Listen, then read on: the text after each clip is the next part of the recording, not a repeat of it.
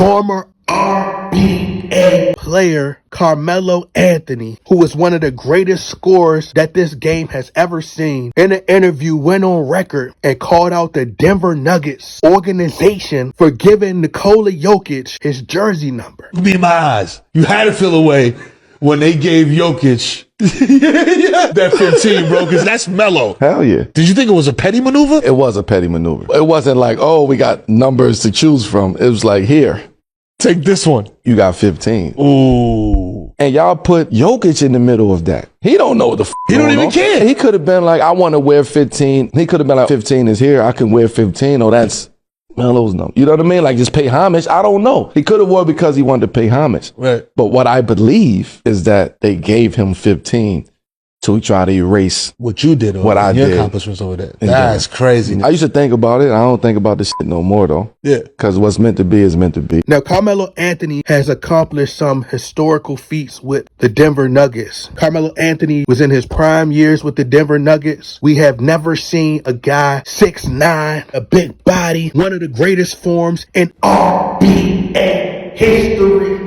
Now, this was Carmelo back when he had the cornrows going straight back, looking like the adult version of Riley from the Boondocks. Riley from the Boondocks. Riley from the Boondocks. Looking like the basketball version of Cleo from Set It Off, played by none other than actress Queen Latifah. In my opinion, I think that Carmelo Anthony is alluding to the fact that the Denver Nuggets intentionally, they handpicked Nikola Jokic, gifted him Carmelo Anthony's jersey number, and said, I want you to take this jersey. I want you to wear it with pride. We're going to turn you into one of the greatest stars in Denver Nugget history. You're going to be the first player to win the Denver Nuggets an NBA championship. So in other words, Carmelo Anthony believes as though Nikola Jokic's career was manufactured. Nikola Jokic's career was manufactured. Nikola Jokic's career was manufactured. Because in my opinion, how would the Denver Nuggets know that Nikola Jokic was going to turn out to be as special as he was? From a logical perspective, nobody would have been able to predict that. No league executive, nobody's going to be able to predict a second round pick is going to be able to blossom and develop into a superstar player. Nobody would have ever thought that he would be as successful as he was. The only person who would have been able to predict that is Miss Cleo the Psychic. Not Cleo from Set It Off with Queen Latifah, like Miss Cleo, who knows the future. Calling me now. So why would they say, hey, look, I'm going to purposely give you this jersey? Why did they go to Jamal Murray? They could have went to Jamal Murray and said, hey, Jamal Murray, like, everybody know that Jamal Murray is a phenomenal player, right? The franchise would have to know that things were going to be properly put in place for Nikola Jokic to be the superstar that he became. For all they know, Nikola Jokic could have wore that jersey and was a bust. Not even panned out to become the player that he became. They must have knew that further down the line that Nikola Jokic was going to win a championship. It's somewhat similar to LeBron James. How LeBron James was drafted to the Cleveland Cavaliers. Mysteriously, the Cleveland Cavaliers get the number 1 pick and they're able to draft LeBron James. LeBron James not only beats out Carmelo Anthony as the number 1 pick, he also beat out Carmelo Anthony for Rookie of the Year. When a lot of people can make the argument that Carmelo Anthony was clearly by far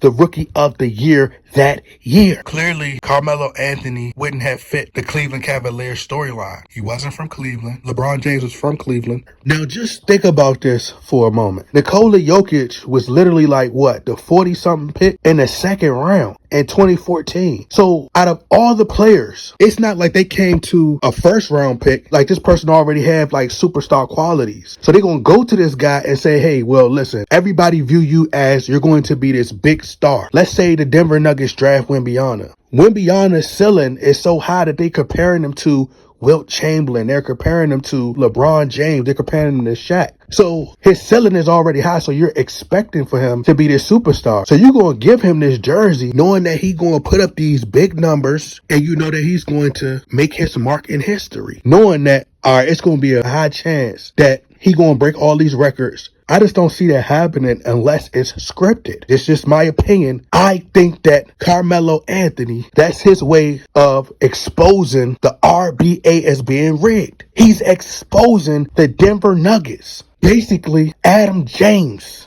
I mean, I guess now we got to change his name to Adam Jokic. Adam Jokic bent the rules. It's all starting to make sense. LeBron James defeated the Joker back in 2020 in the bubble, which then set the stage for them to face each other in 2023. So all this is doing is building a storyline. So the storyline led to 2023, where you had Nikola Jokic go up against LeBron James. LeBron James is still one of the faces of the league, one of the biggest stars in the league. The Los Angeles Lakers generate ratings, which makes sense as to why the RBA, they carried piggyback LeBron James to the RBA Western Conference Finals, where it would generate all these views. It would be like a passing of the torch moment. Nikola Jokic on a big stage sweep the so-called king. You had the Joker sweep the king. It was like playing spades, ladies and gentlemen. Moral of the story, when they go to hang those jerseys up in the rafters, Carmelo Anthony jersey number 15 is more than likely not going to get retired, or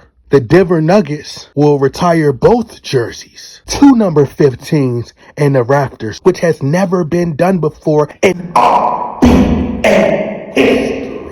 You don't just randomly go up to a second round pick who was like 40 something in the draft and say, I want you to have number 15. That's like the Los Angeles Lakers going up to Jordan Clarkson. You know, when they sent money in exchange for Jordan Clarkson, who was the 46th pick in the 2014 draft, and Jim Buss, who didn't see eye to eye with Kobe, they really didn't like each other. Jim Buss goes to Jordan Clarkson and say, hey, I want you to wear the number 24. Like, that's just not going to happen. Jordan Clarkson going to be like, nah, that's Kobe number. You can't tell me that Nikola Jokic didn't know that was Carmelo Anthony number, bro. Like, I just refuse to believe that. And it's not like Nikola Jokic, you know, wouldn't have asked to get his jersey number changed out of respect for Carmelo Anthony. Carmelo Anthony is basically saying that the Joker, his career is a joke. And Carmelo Anthony is one of the greatest shooters of all time. He may be Casper on defense. He may be a ghost on defense. He may be a mannequin on defense, because he doesn't play any defense. I mean, he'll score a bunch of points on you on offense. You just got to marvel at him just scoring all these points,